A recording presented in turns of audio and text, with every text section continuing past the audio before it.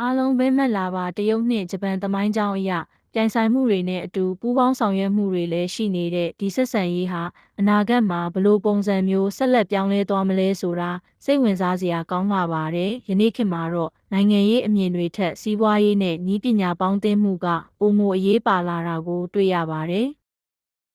တရုတ်နဲ့ဂျပန်တို့ရဲ့ဆက်ဆံရေးဟာနှစ်ပေါင်းများစွာကြာမြင့်ခဲ့တဲ့သမိုင်းကြောင်းနဲ့အတူအမြဲတစေပြောင်းလဲနေတဲ့အကြောင်းအရာတစ်ခုဖြစ်ပါတယ်။ဒုတိယကမ္ဘာစစ်ကာလကဖြစ်ပွားခဲ့တဲ့အဖြစ်အပျက်တွေဟာနှစ်နိုင်ငံပြည်သူတွေရဲ့စိတ်ထဲမှာနက်နက်ရှိုင်းရှိုင်းဆွဲထင်ကြံရစ်နေသေးပါထိုသမိုင်းကြောင်းဆိုင်ရာကိစ္စရပ်များကနိုင်ငံရေးအဆက်အသွယ်များအပေါ်အခါအားလျော်စွာတက်ရောက်မှုများရှိနေသေးဖြစ်ပါတယ်။သို့တော်လည်းနှစ်နိုင်ငံစလုံးဟာအပြန်အလှန်ရှင်ပြိုင်မှုတွေနဲ့အတူနိုင်ငံရေးအဆက်အသွယ်တွေကိုမျှတအောင်ပြန်လည်တည်ဆောက်ဖို့အစဉ်တစိုက်စ조사နေကြပါတယ်။ခေါင်းဆောင်ပိုင်းအဆင့်ဆွေးနွေးပွဲတွေနဲ့တန်တမန်ရေးရာထိတွေ့မှုတွေဟာဆက်ဆံရေးကိုတည်ငြိမ်အောင်ထိန်းသိမ်းရာမှာအရေးပါတဲ့အခန်းကဏ္ဍကနေပါဝင်နေပါတယ်။ယနေ့ခေတ်မှာတော့နိုင်ငံရေးအမြင်တွေထက်စီးပွားရေးနဲ့နည်းပညာပေါင်းသင်းမှုကပိုမိုအရေးပါလာတာကိုတွေ့ရပါတယ်။သမိုင်းကြောင်းဆိုင်ရာကိစ္စရပ်များကဆက်ဆံရေးကိုအခါအားလျော်စွာတင်းမာစေနိုင်တော်လဲလက်တွေ့ကျတဲ့ပူးပေါင်းဆောင်ရွက်မှုတွေကပိုမိုအလေးသာနေပ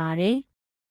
တရုတ်နဲ့ဂျပန်တို့ဟာအာရှဒေသမှာအကြီးဆုံးစီးပွားရေးနှစ်ခုအဖြစ်ရပ်တည်နေကြပါတယ်။ဂျပန်ဟာတရုတ်အတွက်အဓိကရင်းနှီးမြှုပ်နှံသူနိုင်ငံများထဲကတစ်ခုဖြစ်ပြီးတရုတ်ကလည်းဂျပန်အတွက်အဓိကကုန်သွယ်ဖော်တဦးအဖြစ်ရပ်တည်နေပါတယ်။နှစ်နိုင်ငံအကြားကုန်သွယ်မှုပမာဏဟာနှစ်စဉ်ဘီလီယံပေါင်းများစွာတန်ဖိုးရှိပြီးဒေသတွင်စီးပွားရေးဖွံ့ဖြိုးတိုးတက်မှုကိုများစွာအထောက်အကူပြုနေပါတယ်။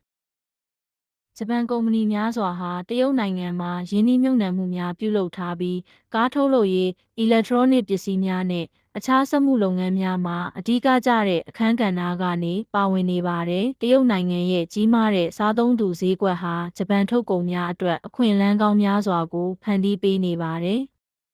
သို့တော်လည်းစီးပွားရေးရှင်ပြိုင်မှုနဲ့နည်းပညာပြိုင်ဆိုင်တွေကြောင့်တချို့အခါသေးငယ်တဲ့ပြင်းထန်မှုတွေမလွဲမသွေဖြစ်ပေါ်လာတတ်ပါတယ်။ဥပမာအားဖြင့် Semiconductor ပစ္စည်းထုတ်လုပ်မှုကဏ္ဍမှာနှစ်နိုင်ငံစလုံးဟာကမ္ဘာဈေးကွက်မှာဦးဆောင်သူများဖြစ်လာဖို့ကြိုးပမ်းနေကြပါတယ်။ဉာဏ်ရည်တုနည်းပညာဖွံ့ဖြိုးတိုးတက်ရေးမှာလည်းထိပ်တိုက်ရှင်ပြိုင်မှုများရှိနေပါတယ်။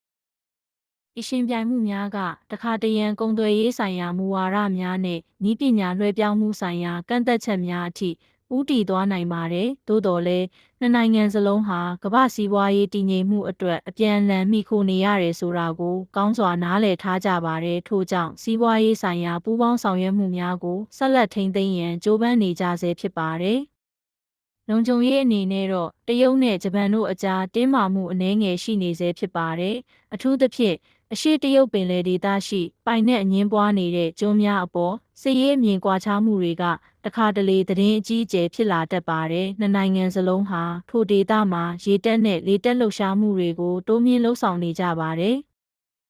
ဒီကိစ္စရပ်များကဒေသတွင်လုံခြုံရေးကိုစိုးရိမ်ပူပန်မှုများဖြစ်ပေါ်စေနိုင်တော်လဲနှစ်နိုင်ငံစလုံးဟာ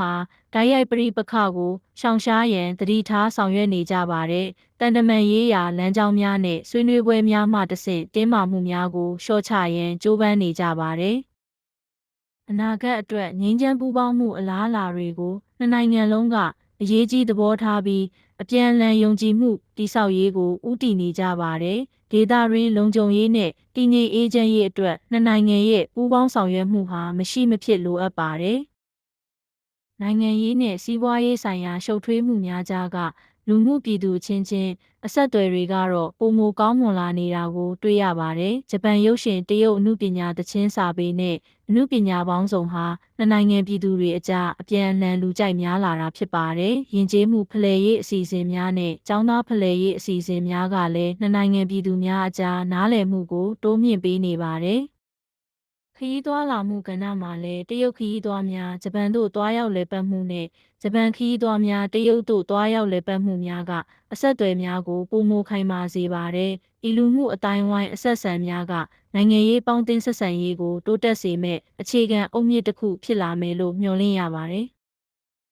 ယဉ်ကျေးမှုဆိုင်ရာနားလည်မှုဟာသမိုင်းကြောင်းဆိုင်ရာကွာဟချက်တွေကိုကျော်လွှားပြီးပိုမိုခိုင်မာတဲ့ဆက်ဆံရေးကိုတည်ဆောက်ရာမှာအရေးပါတဲ့အခန်းကဏ္ဍကနေပါဝင်ပါတယ်။ တရုတ်နဲ့ဂျပန်တို့ရဲ့ဆက်ဆံရေးဟာသမိုင်းကြောင်းဆိုင်ရာရှုပ်ထွေးမှုများစီးပွားရေးဆိုင်ရာရှင်ပြိုင်မှုများနဲ့လုံခြုံရေးဆိုင်ရာစိုးရိမ်ပူပန်မှုများကြားကငြိမ်းချမ်းပြီးတည်တံ့တဲ့အနာဂတ်တစ်ခုသို့မျှော်လင့်ချက်ထားနိုင်ပါတယ်။နှစ်နိုင်ငံစလုံးဟာဒေသတွင်းနဲ့ကမ္ဘာရေးရာများမှာအရေးပါတဲ့အခန်းကဏ္ဍကနေပါဝင်နေကြပါတယ်